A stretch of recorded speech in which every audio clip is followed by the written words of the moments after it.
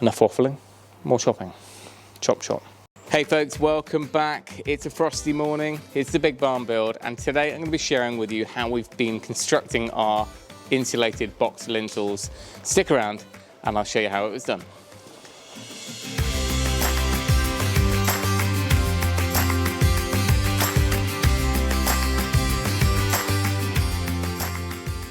So over the past few videos, you might have seen that we've been getting some of these lintels up in place as a bit of a dry fit.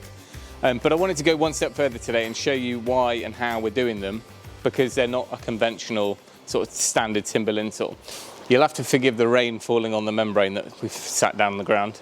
It will quite enough once everything is melted off the roof. So in this corner, we've got an example of the box lintels we've been doing. This is the very first one we did. And you might remember right at the beginning, we used an I-joist, and we used an I-joist on the front and back.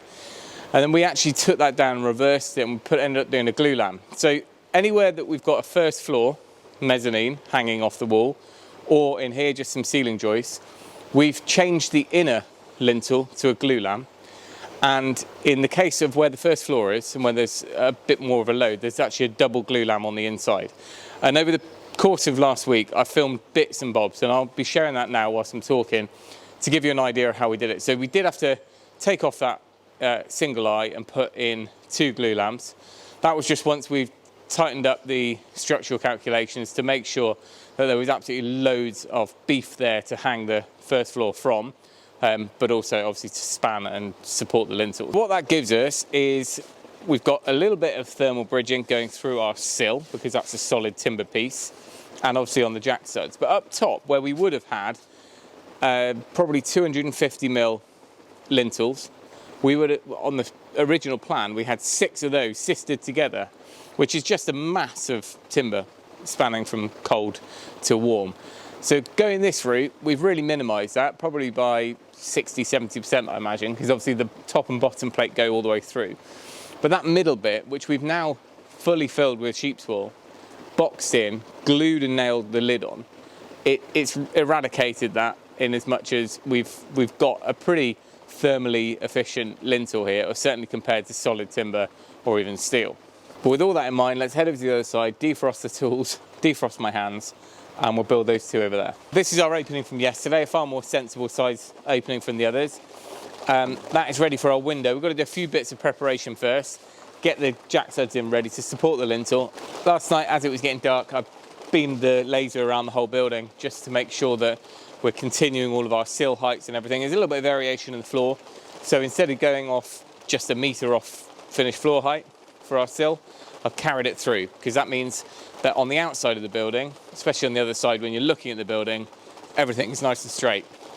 And we're only talking about 5 to 10mm max. So on here, I've got it marked top of sill and bottom of lintel.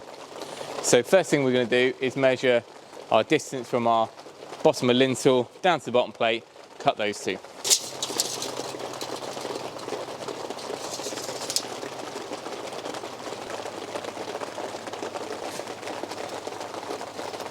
Right, in addition to the floor alterations, undulations maybe, we've also got a difference on the wall plate. So for instance, it's 2mm different from the right hand side of the window to the left hand side of the window. So rather than just cutting a pair and matching, I've accounted for that, because regardless of what the floor is doing, we know we've got a level top and bottom of the window. All right, they're a good bit heavier than the glue lamps, these. And I've forgotten my measurement already.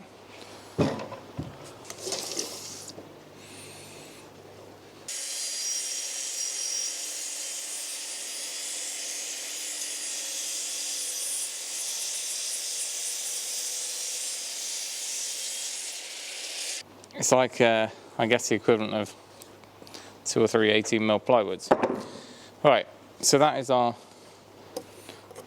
1926 left. Now we can't just plant these straight onto those eye studs, and I'll show you why. Right, this is the full height stud that's beside our jack stud. Now if I was to put this straight on here, structurally that's absolutely fine, we've got no problem at all. Our lintel will sit straight on there, but we've got the depth of this void here, which doesn't have any insulation in, doesn't have any wood in, and it would just basically be a pocket of cold air really. So instead of that, you could either, if you could get 18mm insulation, you could do that. But in our case, we're doing the recommended thing, which is to put a filler in. So 18mm OSB 3, ripped down, sat in there. That goes in, and this fixes onto it, creates a sandwich. Right, and a slight change to plan. What I'm going to do is go on a component cutting sesh. Dad's coming up later, so rather than me handle full-size sheets on the table saw or bother getting the track saw and stuff out, I'll wait. We'll rip down those fillers later, but for now I've got all of the studs sealed and the whole lintel I can get cut for all 3 of these windows really, but at least 2 of them.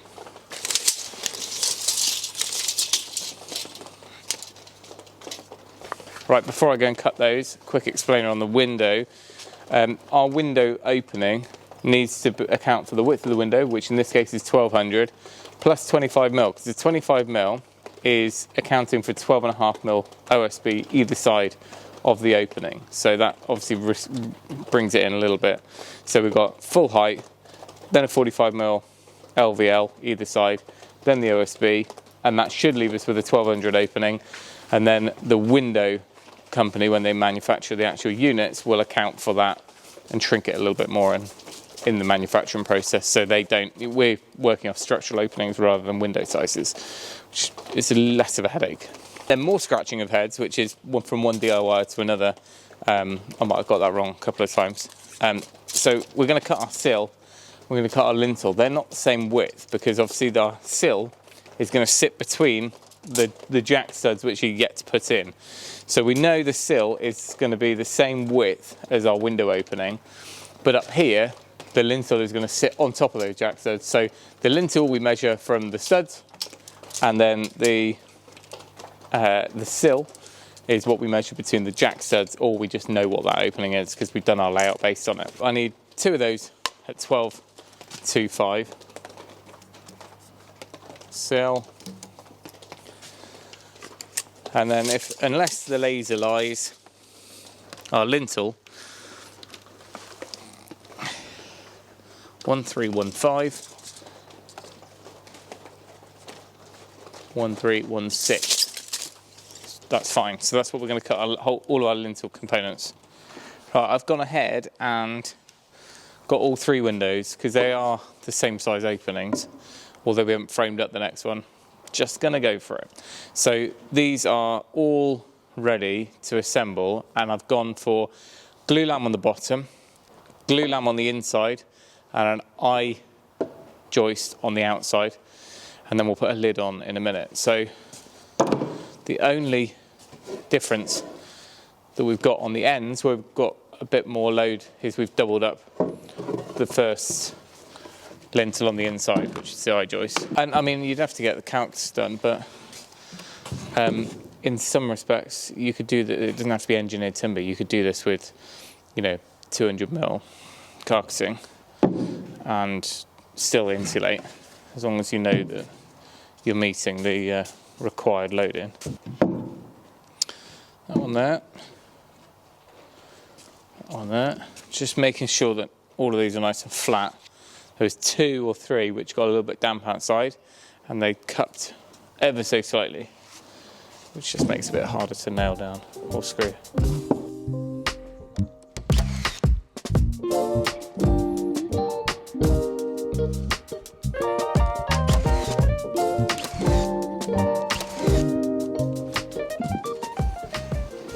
That's the first 3 components. Let's get them all to that stage first.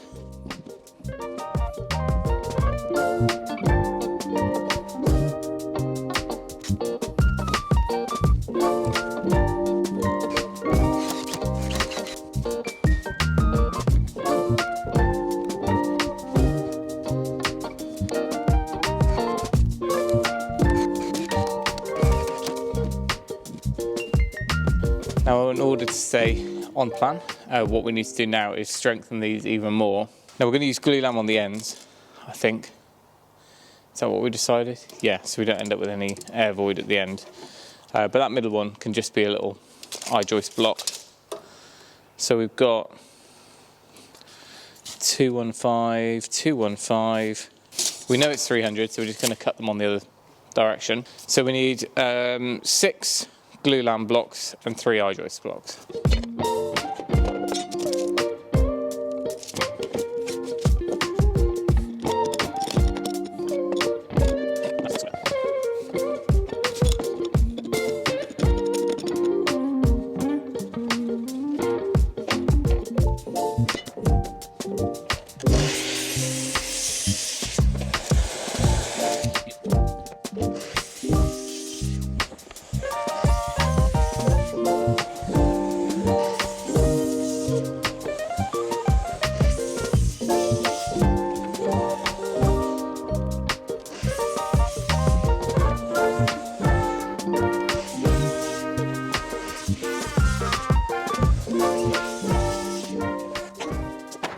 All right, let's mark up our middle.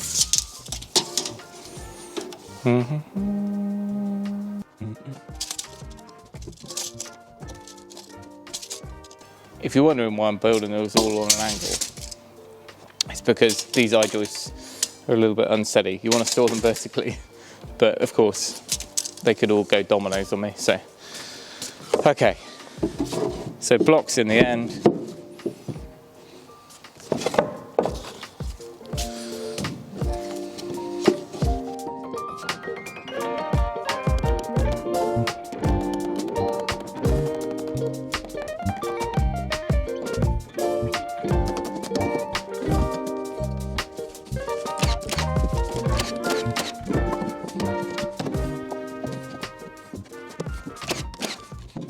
Right, that's the lintel we've made. So now comes the secret sauce, which is the insulation.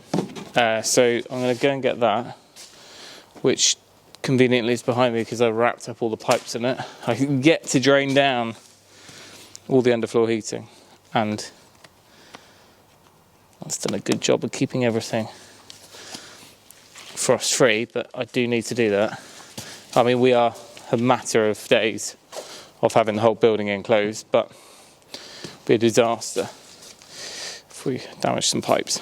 Right, so we've got sheep's wool here left over from the cabin, and sheep's wool is good because we can do it on site. Remember, the rest of the wall is going to be pumped in with cellulose, whereas these, we don't really want holes being drilled in the future, and I've got a load of this anyway, and it's awesome stuff to work with. So these are pretty much 200mm voids. This is 100mm thick. This is, unfortunately, this is for 40mm sensors, 400mm sensors, so it's not quite right. We'll have to trim it or tear it. Now I know it'll come up, because it always seems to when I use sheep's wool, about moths and things like that. In this instance, we're using in a completely sealed box. Moths are not going to go through 45 or 90mm of solid timber, I hope. Otherwise we've got bigger problems.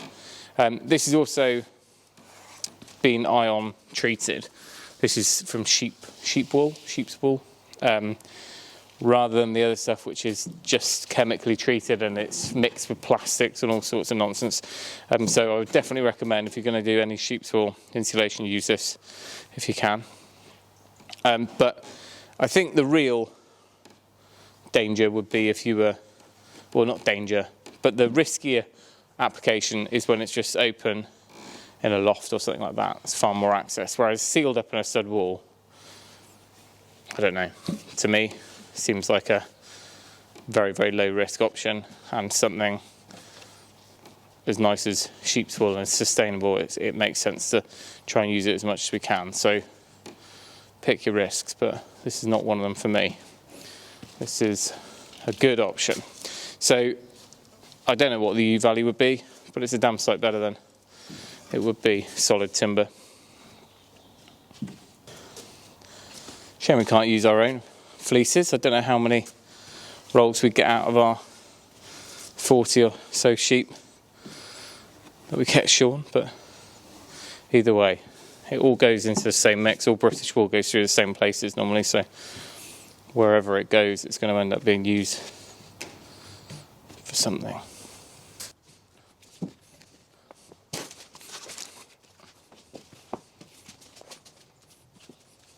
think the key thing with this is to make sure that there's no voids. You know, it's not, the more you cram in, it actually doesn't help as far as insulation values.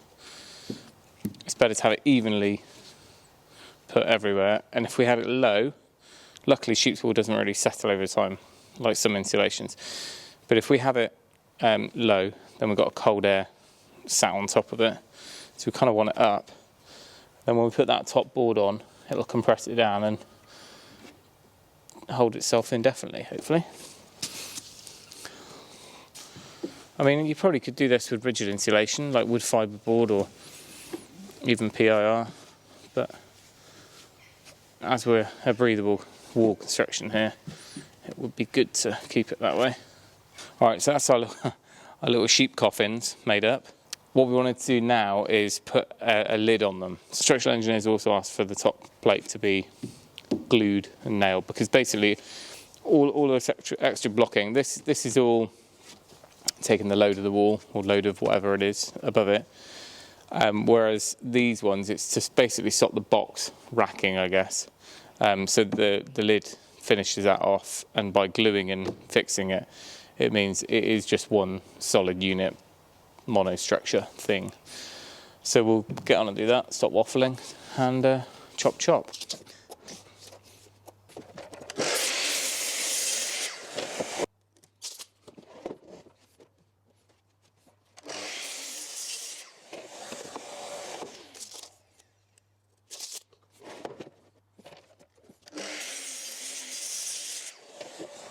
I'm not sure what you can make out behind me, but I just had my first little glimpse, without thinking about it, of the view, because we've had the sheeting up and stuff.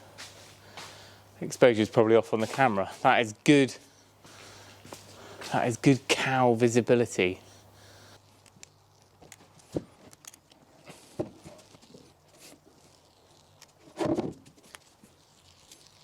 Oh, we decided to use PU foam type adhesive on all these. I mean, it's probably not as strong as a wood glue, but it means that any slight voids between these timbers are going to be sealed.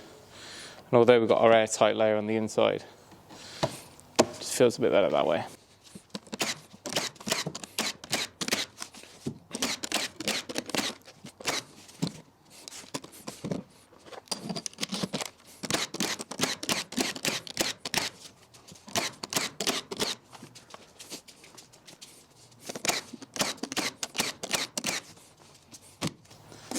Doesn't really matter, but I'll mark those as the top because we know they're super glued and screwed. And that's it. That is our insulated box lintels ready to put up once Dad's here. There's a little bit of a gap there I'm going to fill with some insulation. Could just foam it, couldn't I? There's me banging on about sustainable insulations. Just going to put a tiny bead of foam in there, just the end of the web. I could stuff some sheep's wool in, to be fair, but enough waffling, more chopping. Chop chop.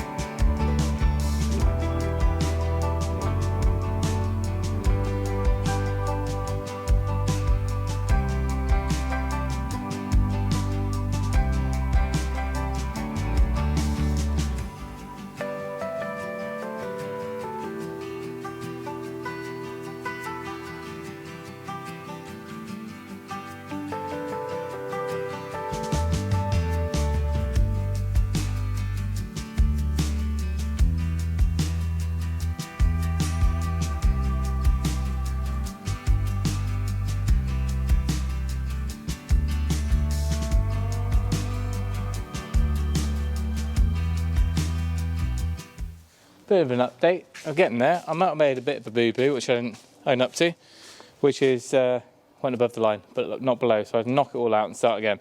Well, I say start again. The sill was the right width, but the studs underneath just need shortening. So 1200 by a metre plus 25mm both ways. Exactly the same here. And then Dad and I, as you saw, just lifted up the end wall, which is our final, well, it's not the final wall, is it? Final house wall. Then we've got some internal walls, but are external thermally. Internal walls, but made up of the external wall stud width. Right, let me show you. Just finishing off here. So this should be the right width, which it is.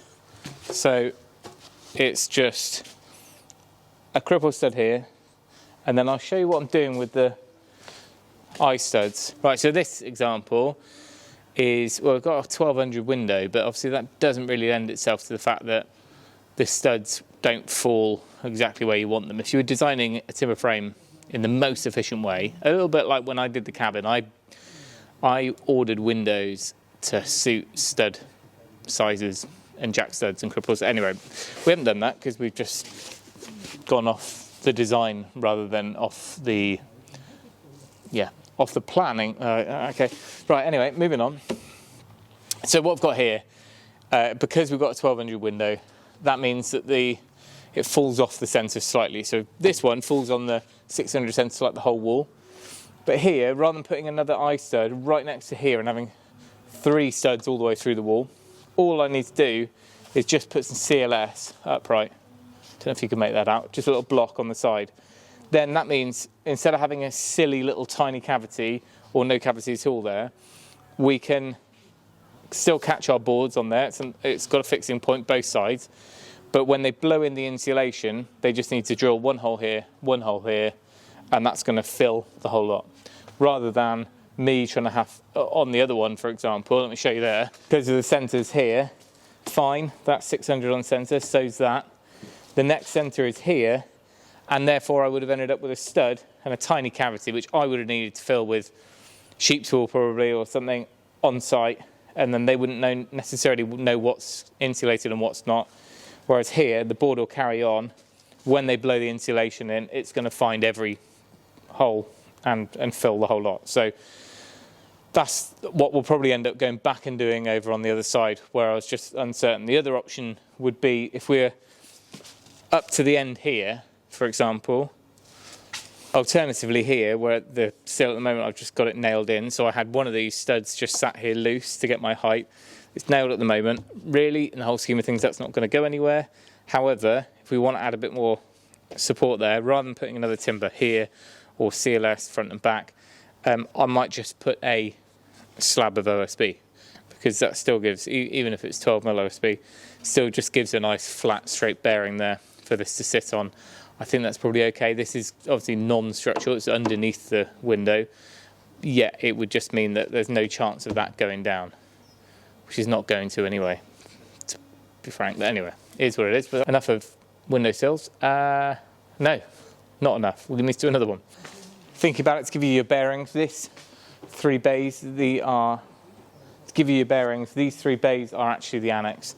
If you haven't seen the floor plan, that's basically just a kind of self-contained annex to the house. It made better use of the space rather than just having unnecessary rooms added onto the house. And it's future-proofing, you know, if people are staying, whether that's family, friends, or even when kids are older and they want some extra space downstairs, even if they're not bedrooms, they've got multi-purpose uses.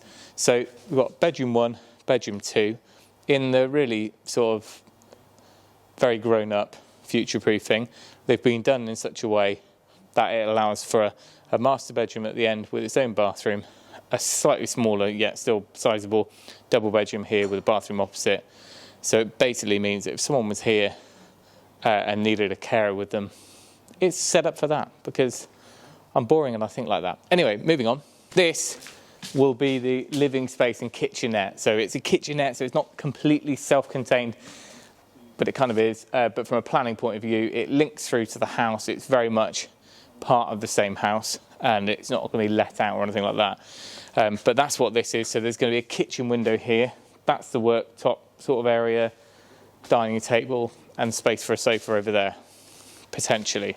Or, short to medium term, it's going to be my workshop, because I think that's where I'm going to set up for when we're doing second fix, bring all the tools in, and actually have a workbench in here.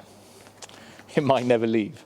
It might just be an integral, sort of integrated integral garage. I promise you, that's not why I did the extra wide front door to get machinery in. That is just the front door to the annex.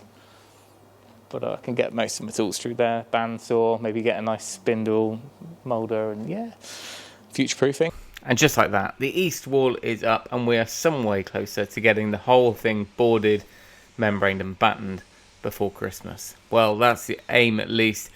Still plenty to get on with.